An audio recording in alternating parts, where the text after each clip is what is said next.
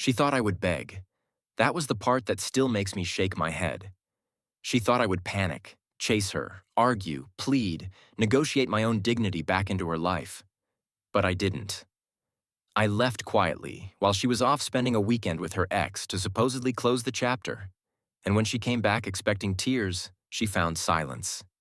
Hey viewers, before we move on, please make sure to subscribe to the channel and hit the like button if you want more stories like this. Thanks. I'm 30. My name is Ethan. I work in compliance for a mid-sized logistics company. I deal with contracts, audit trails, documentation, the boring stuff that keeps everything from falling apart. It's not glamorous, but it's stable. And stability mattered to me because I wasn't raised in it. I built it. That's probably why I stayed as long as I did with Serena. Serena was 28. Beautiful in a way that made people look twice, like she knew the angle of every room and the power of every smile. She worked in medical sales, which meant she was always on the phone, always scheduling lunches, always talking about quotas and commissions and how she had to stay sharp. She was intense, she was magnetic, and she had this talent for making you feel like you were the only person in the world when she wanted something from you. We'd been together for a year. Not a messy year, not a chaotic year. On the surface, it was clean. We went out, we traveled a little. We spent weekends at my place. We talked about moving in together once her lease was up. My sister liked her. My friends said I looked happy. Serena knew all the right lines. I've never felt this safe with anyone, she'd tell me. You calm me down. You make me feel like I can breathe. And I believed her because I wanted to. She had an ex she called a mistake. His name was Jordan. She said he was her college relationship, the one that stretched too long and turned into something bitter. He was immature, she'd say. He never grew up. He always needed attention. And I remember asking once, early on, if he was still around. No, she said, rolling her eyes.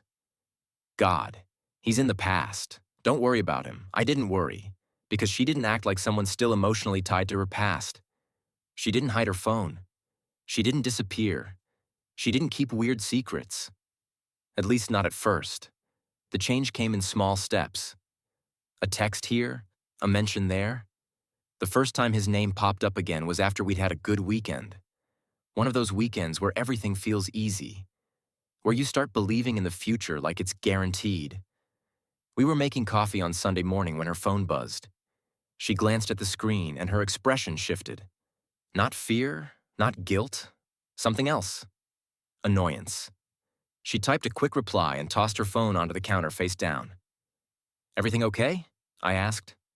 Yeah, she said too fast. Just Jordan. I paused. Jordan? I repeated. She sighed like I'd asked a dumb question. He messages sometimes. Nothing serious. He's just dramatic. Okay, I said. Why is he messaging you? Serena shrugged. He's going through a thing. He wants closure or whatever. Closure. That word. It sounds mature until you realize it's usually an excuse to keep a door cracked open. I didn't make it a fight. I didn't want to be the guy who can't handle a name from the past. So I let it slide. Then the little door opened wider. A week later, she mentioned him again over dinner. He saw my Instagram story, she said, rolling her eyes. He's acting like he owns my life. I nodded, trying to keep it casual. What did he say? Serena smirked. He said he misses me. I waited for the punchline. There wasn't one. She said it like it was mildly annoying, but also flattering. And I felt my stomach tighten. You told him you're with me, right? I asked. Serena looked at me like I was overreacting. Of course. But it didn't sound convincing. A month passed like that, Jordan's name floating in the air once a week like a mosquito you can't quite swat. Then one Thursday night, Serena came over later than usual. She walked in with that tired energy that says she's been performing all day. I kissed her. She kissed me back, but her mind wasn't there. She went straight to my couch and pulled her feet under her. I sat beside her and said, "Long day?" Serena nodded. "Jordan called me today. I didn't even ask this time. I just stared at her. And she kept talking like she'd been rehearsing. He says he's been feeling really depressed, like really bad.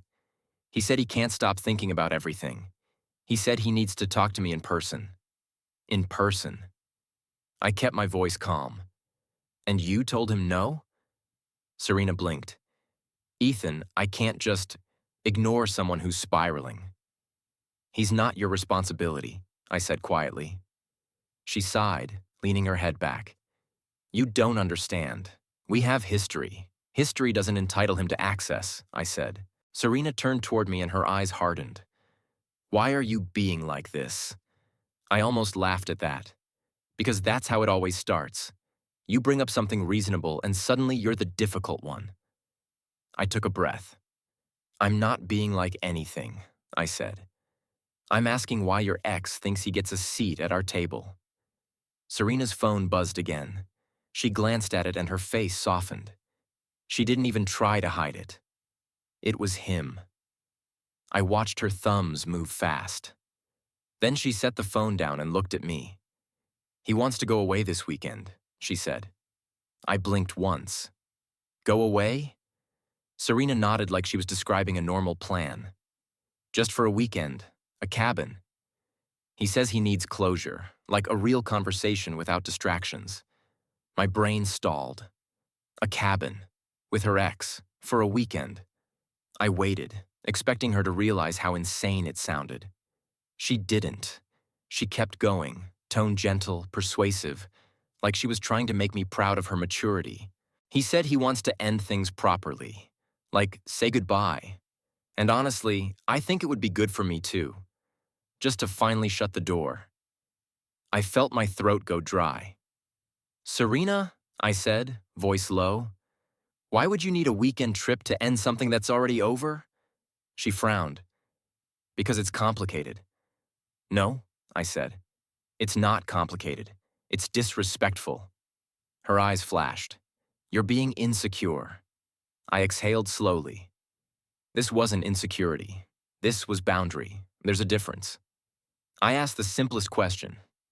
Are you going? Serena stared at me like she couldn't believe she had to answer. Yes, she said. I think I should. The word landed like a brick. My chest didn't explode with anger. It went cold. Okay, I said. Serena's eyebrows lifted. Okay? She expected a fight. She expected raised voices and begging and bargaining. She expected me to prove how much I loved her by trying to stop her. Instead, I stood up. I walked to the kitchen and poured myself a glass of water like my life wasn't shifting in real time. Serena followed me. Ethan, don't do that, she said. Don't act weird. I turned and looked at her. I'm not acting weird. I'm processing. Serena crossed her arms.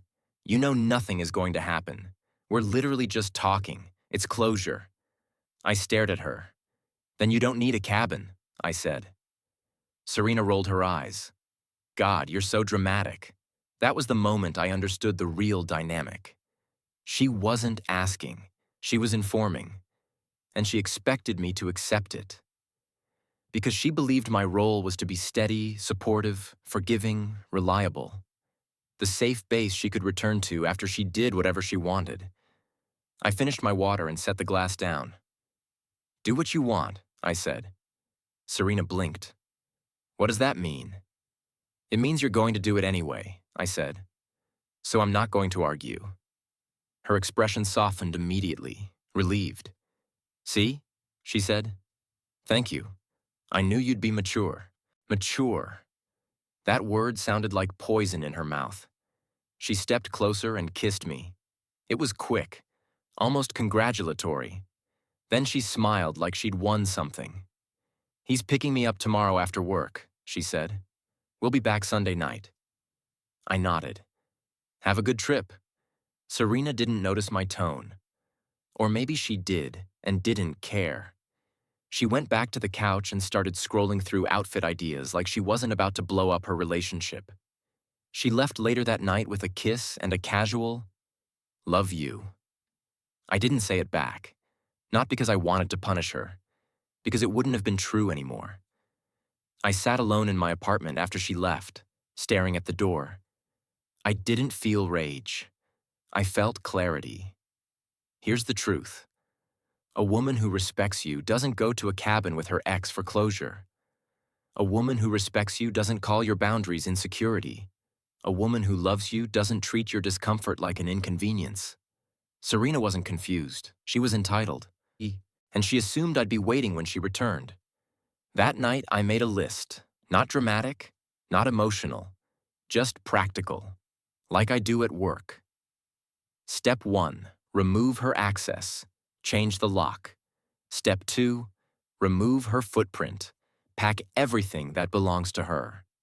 Step 3, end the lease conversation before it starts.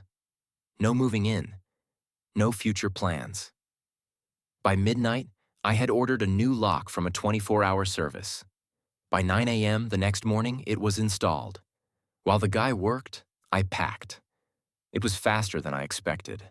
Her hoodie she always stole, her makeup bag in my bathroom drawer, her spare charger on my nightstand, the sweater she left here because it smelled like my cologne. I placed everything carefully into 2 boxes and 1 suitcase. Not thrown, not destroyed, just removed. At 10:30, my phone buzzed. Serena. I didn't answer. Then a text. Babe, leaving soon. Don't be weird today, okay? I stared at it. Don't be weird. Like the problem was my reaction, not her actions. I didn't reply. At 11:15, I got another text. We'll talk when I get back. I love you. I didn't reply to that either, because love doesn't require you to accept disrespect. Around noon, I drove to her apartment building. I knew her unit number. I'd been there enough. I didn't go upstairs. I left the boxes at the front desk with her name on them. I told the concierge, "These are for Serena Collins. Please hold them for her." The concierge glanced at me, then at the boxes. "Breakup?" he asked quietly. I paused. "Yeah," I said, "something like that." He nodded with the understanding of a man who sees the same story in different outfits every week. I drove back home. Then I sent one message. Serena, you can pick up your things from your building's front desk. I changed the lock. Please don't contact me again. I blocked her number immediately after sending it. No chance for negotiation. No chance for tears and promises. No chance for a performance. I didn't block her to be cruel. I blocked her to be free. That weekend, I cleaned my apartment. I washed the sheets. I threw away the spare toothbrush I bought for her. I moved my furniture slightly so the space felt like mine again. I went to the gym. I ate food that didn't come with the tension of pretending everything was fine. And I slept better than I had in months. Sunday night, around 9:40, my phone started buzzing from unknown numbers. Back-to-back calls, voicemails, messages. The first voicemail was her, voice shaking. "Ethan, what the hell is wrong with you? Please answer. This isn't funny." The second voicemail was different. Anger. "How could you do this? I come back and you just disappear? You're insane. You're punishing me for getting closure." The third voicemail sounded like panic. "Please, please talk to me. I'm outside your door. I don't have my key." "What did you do?" I didn't listen to the rest. I didn't need to. I already knew the pattern. She went away with her ex thinking she'd come back to a grateful boyfriend. She came back to consequences. The next day, a message came through on email from her work address. "Ethan, I didn't even do anything. Jordan and I talked. We cried. We hugged. That's it. I did it for us, for our future. Please don't throw this away over your insecurities." She still didn't get it. She still thought the issue was my feelings, not her actions, not her choices, not the disrespect. I didn't reply. 2 weeks later, my friend Caleb told me what happened. He ran into Jordan at a bar. Jordan was bragging, saying it was nostalgic, saying Serena always came back, saying he knew she still loved him. Caleb told me that Jordan seemed irritated, not proud. I asked why. Because she kept crying about you, Caleb said. She kept saying you were supposed to fight for her. She kept saying you were supposed to beg. She kept saying you weren't allowed to leave. That part hit me, not because I missed her, because it proved everything. She didn't want love. She wanted control. Months passed. Serena tried a few more times. A friend request. A message from her sister. A new number. Every time, I ignored it. Because the truth doesn't change just because someone regrets the consequences. My life got simpler after her. Not smaller. Simpler. No more emotional tests. No more being punished for noticing obvious disrespect. No more acting grateful for basic decency. One night, 3 months later, I was out with friends at a quiet place. Nothing flashy. I was laughing, actually laughing. My phone buzzed with a message request from a social app I didn't use much. It was Serena. One sentence. I didn't think you'd really leave. I stared at it for a long moment. Then I deleted it. Because she was right. She didn't think I would. And that's exactly why I had to. Thanks for watching. Make sure to subscribe and hit the like button if you want more stories like this.